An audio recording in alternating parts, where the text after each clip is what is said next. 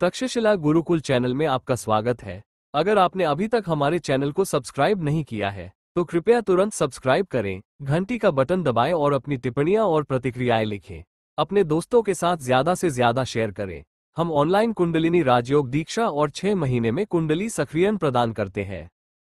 5 तत्व का निर्धारण। अंबिकापति षण्मुख। इस प्रकार तत्व की व्याख्या वर वेदार्थ नित्य का सत्य भर दिया। पार्वतीपति ने षण्मुख को निगमागमों द्वारा निर्धारित शरीर के 5 तत्वों की व्याख्या बताई ताकि उनका मन सहमत हो जाए। ये आंख खींची जाती है पुस्तक का सिद्धांत है। इसका कारण सीमा है। ये श्रवण, तर्क और अनुभव के अनुसार है। जो इस विषय में स्नेह से विश्वास नहीं करता उसके सभी राक्षस गायब हो जाएंगे और संतुलन में रहेंगे। अमामा, ये तथ्य कि वह स्वयं में रहता है सर्वोच्च सिद्धांत माना जाता है। यही पुस्तक का लाभ है। मेरे बेटे सुनो, मैं तुम्हें बताता हूँ कि यह तोर्तनु कैसे पैदा हुआ। 5 तत्वों से इस शरीर के जन्म का रहस्य जाने बिना तुम कहते हो मैं शरीर हूँ। क्या तुम पूछताछ कर सकते हो और बता सकते हो कि शरीर में मेरा क्या है? कई सिद्धांतों के संयोजन से पैदा हुआ ये शरीर एक सुंदर गुड़िया की तरह है। मैं तुम्हें श्रुतियों द्वारा निर्धारित शरीर रचना के बारे में बताऊंगा। इस सिद्धांत का अधिकारी कौन है? घर पर पहली बार बच्चे को जन्म देते समय एक मूर्ख महिला को यह सिद्धांत उस महिला को नहीं बताना चाहिए जो अपने पति को प्रसव पीड़ा का पाठ पढ़ाने के लिए उसे एकांत में बुलाती है और उसकी रस्सी खींचती है। ये प्रसूति और संन्यास सिखाने की एक पुरानी परंपरा है। पति को प्रसूति वार्ड के गर्नी से बांध दिया जाएगा और उसकी रस्सी से बंधे रस्सी का अंत जन्म देने वाली बेटी को दिया जाएगा। वह बच्चे को जन्म देते समय अपने हाथ में रस्सी से संघर्ष कर रही होगी। एक सपने में मैंने एक सुनहरा गांठ पकड़ा और खुशी से जाग गई, ये सोचकर और क्या, यह मेरे जीवन को सुनहरा बना देगा। सपने देखने वाले का सपना ऐसा है जैसे वह उसके सिर पर था, यानी बूढ़े आदमी की गर्दन चली गई और सिर बन गया। यद्यपि जागृति का धन सपनों की वस्तुओं की तरह अस्थायी है, ये सलाह उन लोगों को देना उचित नहीं है जो अपने मोह के आदी हैं। यदि हम ऐसा करेंगे तो अज्ञानी जो सदैव अज्ञानी रहते हैं गुरु द्वारा कही गई बातों में कुछ दोष निकालेंगे। पंचीकरण। बेटा, मैं तुम्हें 5 तत्वों द्वारा शरीर के विभाजन के बारे में बताता हूँ। एक पौधे के गुच्छे में कई मेवों की तरह एक प्रकृति आकाश में 5 महान तत्व होते हैं। प्रत्येक तत्व में, जैसा कि नीचे बताया गया है, 5 भाग बन गए। वे सभी भाग एक दूसरे के साथ एक निश्चित क्रम में मिल गए और 25 तत्व बन गए। सृष्टि के आरंभ में भगवान शिव के 5 मुखों से आकाश आधारित 5 तत्व इस पृथ्वी पर अवतरित हुए। जैसे पृथ्वी का जन्म वर्तमान के मुख से हुआ, वामदेव के मुख से जल उत्पन्न हुआ, अघोर के मुख से अग्नि उत्पन्न हुई, तत्पुरुष के मुख से वायु उत्पन्न हुई और ईशान से आकाश उत्पन्न हुआ। इन्हीं से तीनों लोक फैले हुए हैं। फिर हे शिष्य, तुम कितना ही कहो, सभी स्थानों में, पात्र और अपात्र दोनों में, अनेक प्रकार के पर्वत, नदियाँ, पौधे, घास, कीड़े मकोड़े, मनुष्य, जीव जंतु आदि हैं और वे अपने को भूलकर शरीर मन से कर्म करते हैं। हे गुफा, अब मैं तुम्हें 5 विभागों में से शरीर के 5 विभाग बताता हूँ, मन से सुनो। 7 पृथ्वी तत्व से 5 कर्मेंद्रियां, जल तत्व से 5 विषय, अग्नि तत्व से 5 ज्ञानेंद्रियां, वायु तत्व से 5 ज्ञानेंद्रियां और आकाश तत्व से 5 ज्ञानेंद्रियां। इस प्रकार कुल 25 5 विंशति विभाग उत्पन्न हुए। इनका विवरण सारणी 1 में देखें। 5 विभागों का विवरण। आकाश से पृथ्वी तक 5 विभाग हैं। प्रत्येक तत्व के 2 बराबर भाग करें और इन 5 हिस्सों को बिना मिलाए शेष तत्व में रखें। फिर शेष आधे हिस्से के 4 बराबर भाग करें, अर्थात प्रत्येक तत्व में 12 के 4 बराबर भाग होंगे। यदि आप इन 5 तत्वों के 1/8 टुकड़ों को आपस में बांटकर मिला दें तो आपको 20 तत्व प्राप्त होंगे। बिना मिलाए 5 तत्वों में प्रत्येक तत्व का कितना प्रतिशत भाग शेष रह जाता है? जब इन्हें उपरोक्त तत्वों में जोड़ा जाता है तो कुल 20 + 5 = 25 पंचविंशति तत्व उत्पन्न होते हैं। पृथ्वी से आकाश तक 5 तत्वों के अमिश्रित आधे भागों से जो तत्व उत्पन्न हुए वे हैं गुदा, रस, नेत्र, व्यान और ज्ञातु। इन्हें सारणी 1 में मोटे अक्षरों से चिन्हित किया गया है। फिर पृथ्वी के 8 तत्वों के 4 भागों में जल, अग्नि, वायु और आकाश, इन 8 भागों को मिलाया गया और उसी क्रम में गुह्य, पाद, पानी और वाका नामक कर्मेंद्रियां उत्पन्न हुईं। इन 4 इंद्रियों के समूहों के साथ उपर्युक्त गुदा, पृथ्वी का वह आधा भाग जो संयोजित नहीं था, को जोड़ा गया और पृथ्वी से 5 कर्मेंद्रियां तैयार हुईं। इसी क्रम में 5 वाणी जल से उत्पन्न हुई, 5 ज्ञानेंद्रियां अग्नि से उत्पन्न हुई, 5 ज्ञानेंद्रियां वायु से उत्पन्न हुई, 5 ज्ञानेंद्रियां आकाश से उत्पन्न हुई और इस प्रकार 25 तत्वों से शाला शरीर का निर्माण हुआ। M30 20 5 तत्वों का विभाजन। आकाश में शब्द का 1 गुण है, वायु में शस्त्र और उसका अपना स्पर्श के 2 गुण हैं, अग्नि में शब्द के 3 गुण हैं और उसका अपना रूप है, जल में शब्द, स्पर्श, रूप और रस के 4 गुण हैं और पृथ्वी में शब्द, स्पर्श, रूप, रस और गंध के 5 गुण हैं। हे पुत्र, जैसा कि अब तक कहा गया है, तुम पांचों लोकों के 5 तत्वों से धोखा नहीं खाते, क्योंकि तुम शरीर से मुक्त होने वाले पहले हो।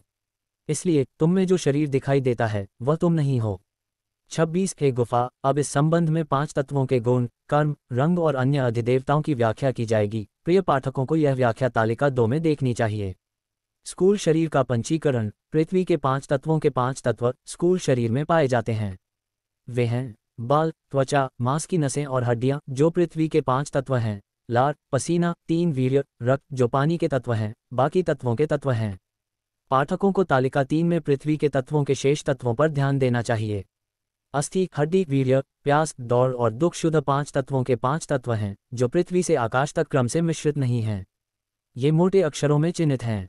हे मारुला, यह मत कहो, मैं हूँ, मेरा शरीर, जो 5 तत्वों और उनके गुणों का कार्य है। हे तरला, तुम सूर्य की तरह करणों के कार्यों की साक्षी हो, तुम उनके व्यापार से बहुत दूर एक विशाल वस्तु हो।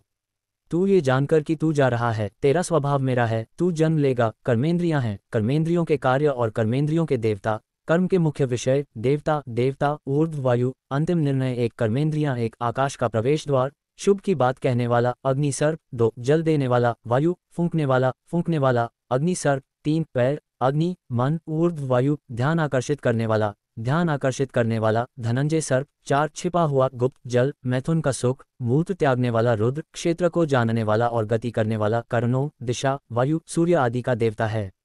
व्यापारी स्वयं है। 38 तालिका देखें 4। अब ज्ञानेंद्रियों के पंचकों का विवरण सुनो। तालिका 4 39 से 43 1।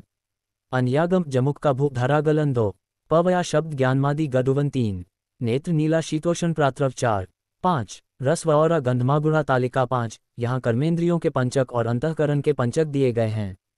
इन करणों के लिए जिम्मेदार मुख्य प्राणियों, उनके कार्य और देवता का विवरण देखें। 6 4 4 1 0 1 5 1 दिया गया है। ये मुख्य वायु समान, व्यान, उदान, अप और प्राण हैं, साथ ही नाग, कूर्म, कृकट, देवदत्त और धनंजय भी हैं। प्रत्येक वायु की स्थिति शरीर में रंग और कार्य शरीर की गति या स्थिति के लिए आवश्यक हैं। ये वायु गतिशील हैं। उपर्युक्त मुख्य 10 वायुओं के अलावा निम्नलिखित 5 उपवायुएं हैं। 1 मुख्य वायु, 2 प्रभंजना, 3 वैरम, 4 अंतर्यामी और 3 महाप्राण।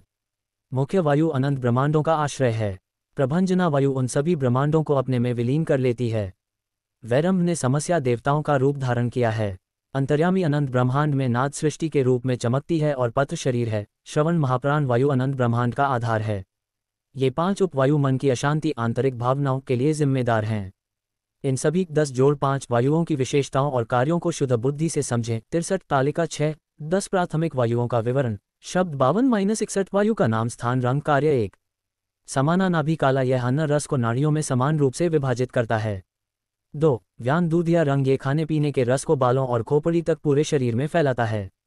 3 उदान गला, ये छींक, हिचकी, गाना, हंसना, क्रोध और सपनों में खड़खड़ाने का कारण बनता है। 4 अपान गुदा कामना बिभु आधार चक्र, यह मल को दबाता और बाहर निकालता है। 5 हृदय इंद्र नीला, ये सांस लेने और पाचन में मदद करता है।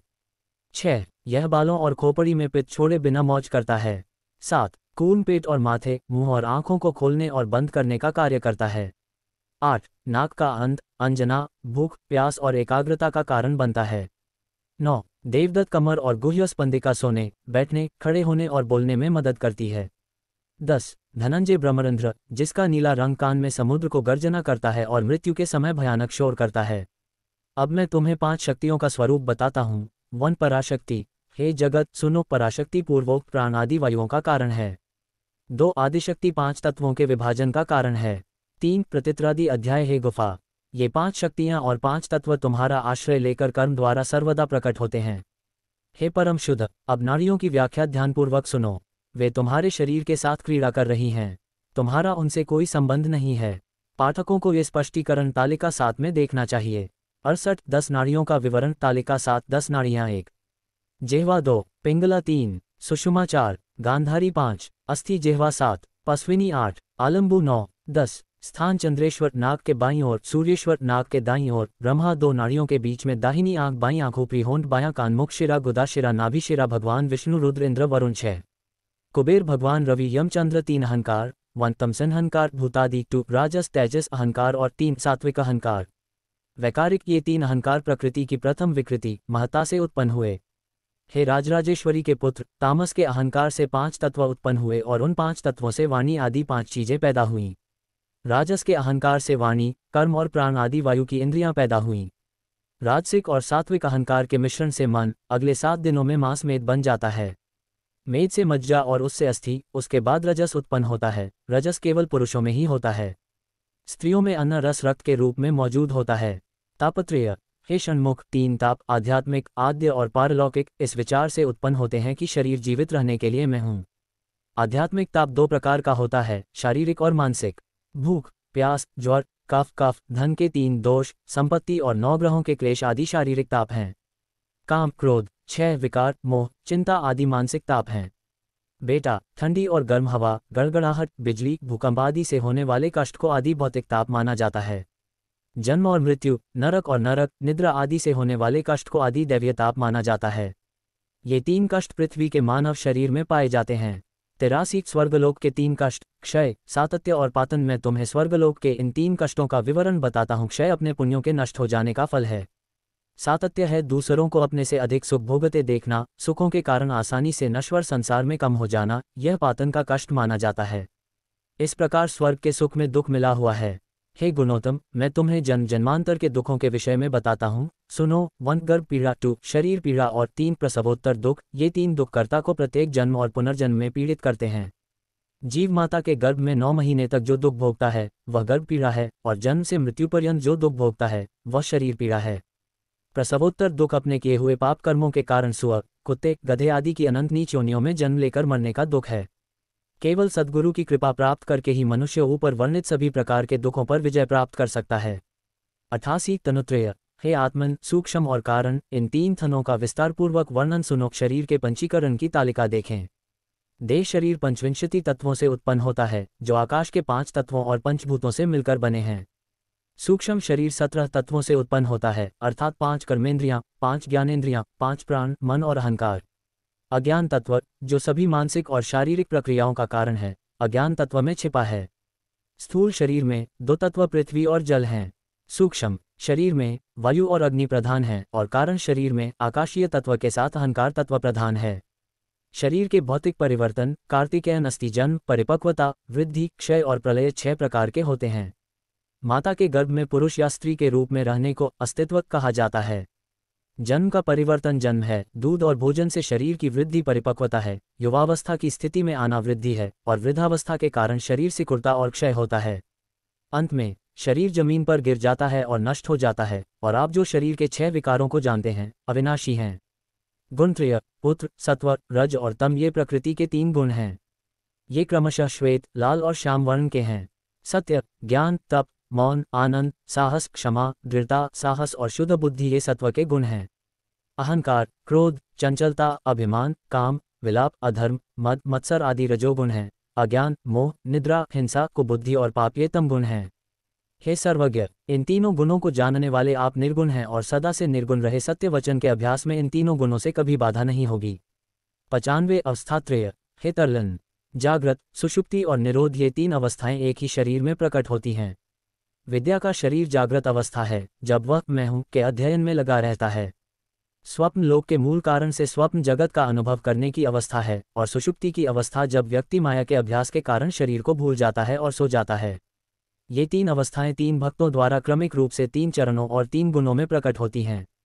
यह विवरण नीचे दी गई तालिका में दिया गया है। तालिका, शरीर की 8 अवस्थाएं, शरीर के प्रेमी जीव 1, जागृत विद्यालय, संसार या व्यवहारिक 2, सूक्ष्म रज, तेजस, प्रातिभाषिक 3, निद्रा का कारण 3 प्रकार के जीवन और 3 प्रकार की अवस्था का साक्षी है। कूटस्थ, जो जीव जागृत अवस्था में विद्यालय को त्याग कर सात्विक गुण वाली स्त्रियों के सुखों का आनंद लेता है, उसे संसार या व्यवहारिक कहा जाता है। जो जीव स्वप्न में विद्यालय और सूक्ष्म रज को त्याग कर जागृत अवस्था की सभी चीजों की सुगंध का आनंद लेता है, उसे तेजस या प्रातिभाषिक जीवन कहा जाता है। जो जीव अचेतन अवस्था में विद्या और सूक्ष्म रज दोनों के संपूर्ण तत्वों को छिपाए हुए है और जो अचेतन अवस्था में तमस भोगों का भोग करता है, उसे प्रज्ञा कहते हैं। हे भर्ग, जागृत स्वप्नों के संपूर्ण व्यापार को मिथ्या जानकर मैं सदैव जागृत हूँ, मैं स्वयं हूँ, उसे परलोक जीवन जीवनु नाम प्राप्त होता है। उसने निश्चय कर लिया है कि वह जागृत अवस्थाओं से आसक्ति रहित केवल चिन्मात्र है। यह अभ्यास से उत्पन्न होने वाली चौथी और तात्कालिक अवस्था है। एक विद्या भौतिक शरीर का प्रेमी है, मन प्रतिबिंबित चेतना है, मन शरीर का स्वरूप है, सृष्टा, भोग, शरीर, संसारी, विषयी, ज्ञान ये संसार के पर्यायवाची नाम हैं। दो फिर सूक्ष्म शरीर भौतिक शरीर का प्रेमी है, जीव, स्वप्नदृष्टा के पर्यायवाची नाम हैं। फिर तीन कारण यह है कि शरीर का प्रेमी, अज्ञान का प्रेमी, कर्म का कर्ता, ये ज्ञान के पर्यायवाची नाम हैं। सच्चे गुणों से ज्ञान का मन, चार पारलौकिक जीवन के पर्यायवाची नाम, ब्रह्मांड का आसन, जो जगत का विषय है, हे भर्ग, आप तीनों अवस्थाओं के साक्षी परमात्मा हैं। 99 आत्मा, हे गुफा, कल्पित जीवन रूप आत्मा, अंतरात्मा और परमात्मा इन तीन नामों को प्राप्त करता है। आत्मा को आत्मा इसलिए कहा जाता है क्योंकि वह संसार में अपने आप को भूल गई है। संसार को भोगने पर भी वह जिज्ञासु है और गुरु की कृपा से अपने वास्तविक स्वरूप को जानने की इच्छा रखती है। हे हंस रूप सुनो, जो संसार के दुखों को भूल गया है, झाड़ू की तरह बह गया है और जानता है कि मैं शुद्ध, निर्दोष और सभी अवस्थाओं में समान हूँ, उसे परमात्मा कहा जाता है। 101 सिद्धांत की व्याख्या। हे राजराजोत्तम, पंच तत्वों से बना शरीर आप नहीं है, यह आपका नहीं है। आप शरीर के भीतर का शरीर, आप में शरीर तत्व के जड़ गुण नहीं हैं। जन्म मरण के अधीन शरीर का सामना करते हुए जान लें कि आप ही वह हैं जो न जन्मता है और न मरता है, जो जड़ नहीं है, जो आत्मत्यागी आत्मा है, और आप पांच तत्वों से जुड़े नहीं हैं। बिना धोखे के सच्चे सिद्धांत को जाने कि आप ही दुनिया के सभी गुणों से मुक्त हैं। शरीर प्रकृति का काम है और जब ये भौतिक शरीर जमीन पर गिर जाता है तो आप अविनाशी नहीं होते हैं। आपके आधार पर प्रकट होने वाली इंद्रियां आप में छिपी हुई हैं। मानसिक कार्यों के कारण पाप और पुण्य होने के लिए आपके पास क्यों हैं? आप बिना कारण के हैं। अपने आप को जाने कि आप शरीर रहित और क्षेत्र की तरह अछूते हैं। मेरे बेटे, तुम तीनों शरीरों में शरीर के गुणों से जुड़े नहीं हो। जैसे एक फूल में सुगंध मुरझा जाती है और उसके भीतर की सुगंध गायब हो जाती है और शरीर नष्ट हो जाता है। तुम निर्भय हो और क्षेत्र के संपर्क में रहते हो। ये भावना कि तुम कभी नहीं मरोगे, जैसे आकाश में पैदा हुआ बादल आकाश को नहीं ढकता बल्कि अंबर में ही प्रकट होता है, इसलिए ये शरीर जिसे तुमने नष्ट कर दिया है वह तुम्हें ढकता हुआ प्रतीत होता है और तुम में छिप जाता है। तुम जो शरीर से आसक्त हो गए हो, शरीर की कोई इच्छा नहीं रखते। तुम दृश्य रूप की कठपुतली हो और केवल एक आभास हो। तुम अदृश्य और छिपे हुए मन हो। तुम दृश्य और दृश्य सिद्धांत हो। तुम दृश्य सिद्धांत नहीं हो। तुम इन सिद्धांतों के लिए अद्वितीय हो। रस्सी पर सांप का दृष्टांत। तरलन, मैं तुम्हें इस भ्रम को दूर करने के लिए एक उदाहरण बताऊंगा कि तुम शरीर हो। अंधेरे में रस्सी एक सांप की तरह दिखाई देती है और तुम्हें डराती है।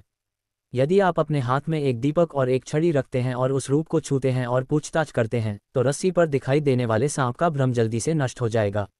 इसी प्रकार अज्ञान काल में जीवन का ये भ्रम कि मैं शरीर हूँ आधे घंटे के लिए रहेगा।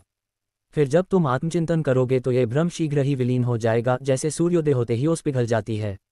जीवन एक मिथ्या भ्रम है, इसमें कुछ भी नहीं है। तुम संदेह या भ्रम के अधीन नहीं हो। तुम नित्य परिपूर्ण हो। पशु के जल के उदाहरण से भ्रम दूर हो जाता है। मैं जानता हूँ पशु का जल कहाँ है। जान लो कि शरीर पशु के जल के समान है, परंतु पशु के जल में वास्तविक जल नहीं है, केवल ग्रीष्म ऋतु के सूर्य की घास है। जल की उन दृश्यमान धाराओं के कारण पृथ्वी को ठंड नहीं लगती। इसी प्रकार तुम्हारे तेज से तुम्हारे आश्रय में शरीर प्रतीत होता है और फिर वहां होना बंद हो जाता है। तुम नित्य आत्मा हो, शरीर अनित्य है। मृत्यु के बाद शरीर में जो पृथ्वी तत्व था वह पृथ्वी में मिल गया। जल का अंश जल में तैर गया। अग्नि तत्व प्रज्वलित अग्नि में विलीन हो गया। प्राण वायु प्रवाहित वायु में मिल गई। आकाश का अंश आकाश में प्रकट हो गया। पुत्र, अब अपने में से क्या जांचने को शेष रह गया था?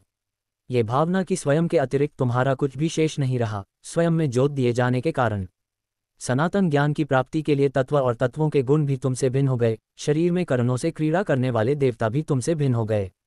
तुम्हारा ये सोचना कि तुमसे भिन्न कोई भी वस्तु तुम्हारी है हास्यास्पद है। तुम ही परब्रह्म हो, तुम ही सत्य हो। शरीर तुम्हारी स्तुति करते हुए कहते हैं तुम सर्वात्मा हो, सबके साक्षी हो। शरीर के सभी तत्व तुम्हारी चेतना के साथ क्रीड़ा कर रहे हैं, उनमें से कोई भी तुम्हारी चेतना के लिए विद्यमान नहीं है। इसलिए तुम जानते हो कि तुम वास्तविक हो। ये जानने के लिए कि तुम कौन हो, तुम ये कहते हुए चमकते हो तुम केवल चेतना हो, चेतना की ठोसता हो। आत्मा ही सत्य है। क्या आसक्ति के साथ कोई अन्य बंधन है? वास्तविक गुण आत्मा जैसी कोई वस्तु नहीं है। यदि इसके अस्तित्व का दावा किया जाता है तो यह एक बंधन है। अद्वैतवाद में विवाद क्या है? विवेक की छिपी हुई नींद में अद्वैत का आनंद है। 111 सर्वोच्च सत्ता अपने सच्चे अस्तित्व को जानती है, सोचती है, हे कार्तिकेय, देखने के लिए कोई पाप नहीं है, चाहने के लिए कोई क्रोध नहीं है, शाप के लिए कोई जगह नहीं है। जो कुछ भी रूप में दिखाई देता है वह मिथ्या है। वह सर्वोच्च सत्ता वास्तविक है, दीपक रूप है, दिव्य मूर्ति है। वह स्वयं पूछता है, 112 हे गुफा, जान लो कि तुम आत्मा हो, तुम्हारे सच्चे अस्तित्व में कोई गुण नहीं है, कोई छोटापन या महानता नहीं है। 3 गुणों के कारण प्रकट होने वाले कार्यों के कारण कोई दोष नहीं है। भाई, पिता जैसी कोई चीज नहीं है। जानो कि तुम सर्वोच्च सत्ता हो। यह मत भूलो कि मैं सर्वत्र सत्य हूँ। ऐसा कुछ भी नहीं है जो तुम्हारा हो। तुम में अपने पैर और हाथ जैसी कोई चीज नहीं है। आपके कान, आंख, नाक, छाती, शरीर या रंग की प्रशंसा और पालन करने के लिए सर्वोच्च सत्ता में कोई जगह नहीं है। ये सभी केवल बातूनी मंडप हैं, आपका अपना कोई खेल नहीं है। सर्व आत्मा सत्य है, जैसा कि वास्तविक प्रकृति कहती है। स्वयं को सत्य जानने के अलावा और क्या देखा जा सकता है? हे सुकुमार, जानने और देखने के लिए आपके अखंड और परिपूर्ण रूप में कोई विलाप या उपयोग नहीं है। न देना है, न लेना है, न धोना है, न सींचना अर्थात नुकसान। आपके विशाल रूप में कोई विविध व्यापार नहीं है। आप खुले हैं, खुले हैं। आप सत्य हैं। हे पत्ते के पुत्र, अपने आप को मेरा कहने का अभिमान त्याग दो। 115 हे योद्धा, अब मैं जो तुम्हें बता रहा हूँ वह वेदों के अनुसार है। मैं जो श्लोक तुम्हें बता रहा हूँ उनमें कोई अंतर नहीं है। वहाँ तर्क के लिए कोई जगह नहीं है। जैसा कि निजगुण ने कहा, ये जानने के अलावा कि तुम दूसरे हो और क्या अलग देखा जा सकता है। तर्क शब्द में क्या अंतर है? निद्रा में कोई तर्क नहीं होता, अपितु अद्वैत का आनंद होता है। शुद्ध और अशुद्ध का कोई भेद नहीं होता, कोई संशय नहीं होता जो कष्ट देता हो। हे गुफा, जो लोग गुरु के दर्शन के बिना पढ़ते हैं वे संशय रूपी राक्षस द्वारा टुकड़े टुकड़े कर दिए जाते हैं। जो विद्वान पढ़े हैं वे तर्क वितर्क से लड़ेंगे और यम के ग्रास बनेंगे। भाई, तुम मेरी बात पर विश्वास नहीं करोगे, मेरे शब्दों पर तुम्हारा विश्वास पर्याप्त नहीं है। विश्वास करो कि तुम सचमुच ब्रह्म हो। तुम्हारा विश्वास स्वयं पर अटूट हो। तुम में कोई ताना नहीं है, तुम्हारा कोई जन्म नहीं है। जैसा कि पहले कहा गया है, पांचों तत्व एकत्रित हो गए हैं और यह शरीर प्रकट हो गया है। तुम्हारा असली स्वरूप तुम नहीं जान पाओगे। मैं ये शरीर हूँ, तुम्हें भ्रम होगा कि मैं ये शरीर हूँ। इस प्रकार मैंने तुम्हें पंचतत्वों का कार्य समझाया है। मैंने तुम्हें बिना छल के 5 तत्वों के वितरण का सिद्धांत, शरीरों की उत्पत्ति का कारण और वेदों से सहमत अर्थ बताया है। मैंने तुम्हें तुम कौन हो, लंचन की पहचान बताई है। शरीर को, मैं के अभिमान को त्याग दो और महसूस करो कि तुम वास्तव में कौन हो। तुम वही हो जो तुम हो। ये भावना कि तुम में अर्थात स्वयं में कोई अन्य विचार नहीं है। इस प्रकार षण्मुख ने पशिव के बोधामृत का सेवन किया, आधे मिनट तक मौन रहे और ज्ञान के आनंद में लटके रहे और हृदयपीठ पर श्री चिदानंदात्मा गुरुवर का ध्यान किया। 120